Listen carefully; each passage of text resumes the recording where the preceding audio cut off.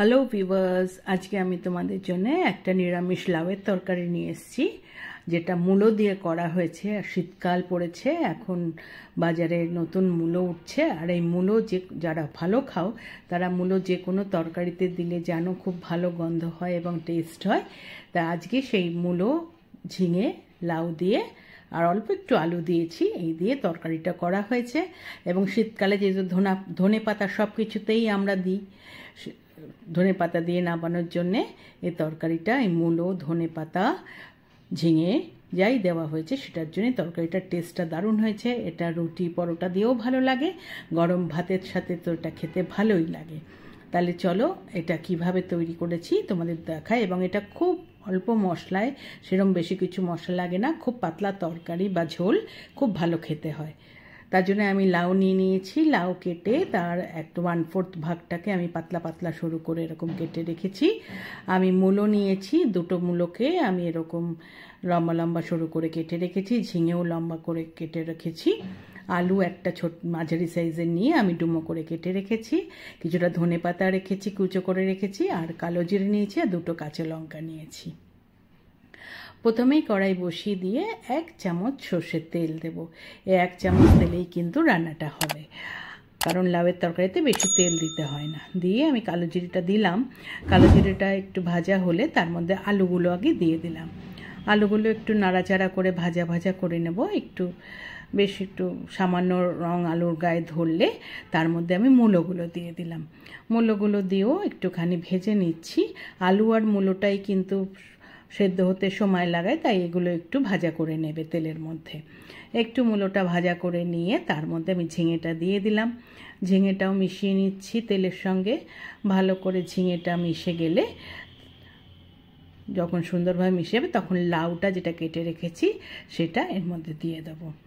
লাউটা দিয়ে আমি যে দুটো কাঁচা লঙ্কা রেখেছি সেইগুলোকে, একটা বড় ছিল সেটাকে ভেঙে দিলাম, আর অন্যটাকে গোটা দিলাম। দিয়ে এবার আমি সব মিশিয়ে নিচ্ছি সুন্দরভাবে। সব যখন মিশে যাবে, এবার এর মধ্যে আমি নুন দেব। আমি 1 চামচের থেকে একটু কম নুন দিলাম। চিনি দিলাম আমি 1/2 চামচ, নিরামিষ তরকারি একটু মিষ্টি লাগবে। আর হলুদ ভীষণ সামান্য 1 চিমটে। কখনো লাউয়ের তরকারি বা এসবে বেশি হলুদ দিতে হয় না, রং বাজে হয়ে যায়, খেতেও ভালো লাগে না। তাই সব কিছু দিয়ে নুন, চিনি, হলুদ দিয়ে আমি একটু মিশিয়ে নিলাম। আর কোনো মশলা করবে না, এই সামান্য মশলায় এই তরকারিটা রান্না হয়ে যাবে। এবার অল্প জল দিয়ে দিলাম সেদ্ধ হওয়ার জন্যে। দিয়ে আমি ঢাকা দিয়ে 5 থেকে 6 মিনিট সেদ্ধ করব, গ্যাস মিডিয়াম থেকে স্লো করে। 6 মিনিট পরে খুলেছি, আমার মোটামুটি বেশ ঝোলটা অনেকটা টেনে গেছে। এবার আমি দেখে নেব মূলো সেদ্ধ হয়েছে কিনা। মূলো সেদ্ধ হয়ে গেছে। এবার আলুও দেখে নেব। দেখো আলুও সেদ্ধ হয়ে গেছে, আমার তরকারি কিন্তু হয়ে গেছে। এইবার ধনে পাতাটা যেটা কুচিয়ে রেখেছিলাম সেটা দিয়ে দিলাম। ধনে পাতাটা মিশিয়ে নিলেই আমার তরকারি কিন্তু রেডি। একটু ভালো করে ধনে পাতাটা মিশিয়ে 1 মিনিট মতো আমি হতে দেব।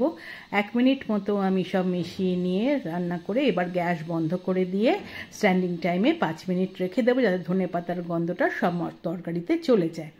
5 মিনিট পরে খুলেছি, আমার এই লাউয়ের তরকারিটা বা ঝোলটা একদম রেডি হয়ে গেছে। দারুণ গন্ধ বেরোচ্ছে মূলো এবং ধনেপাতা মিলে। এবার আমি একটা সার্ভিং বলে সার্ভ করে দিচ্ছি। গরম ভাতের সাথেও ভালো লাগে, রুটি, লুচি, পরোটার সাথেও তোমরা এটা খেতে পারো, দারুণ টেস্ট হয়। আর শীতকালের যে কোনো রেসিপি তো খেতে খুবই ভালো লাগে যদি তাতে মূলো আর ধনেপাতা পড়ে। আশা করি তোমরা অনেকেই যদি এটা করে থাকো, করে খেয়েছো, আর যারা খাওনি তারা একবার এভাবে করে খেও, খুব ভালো লাগবে।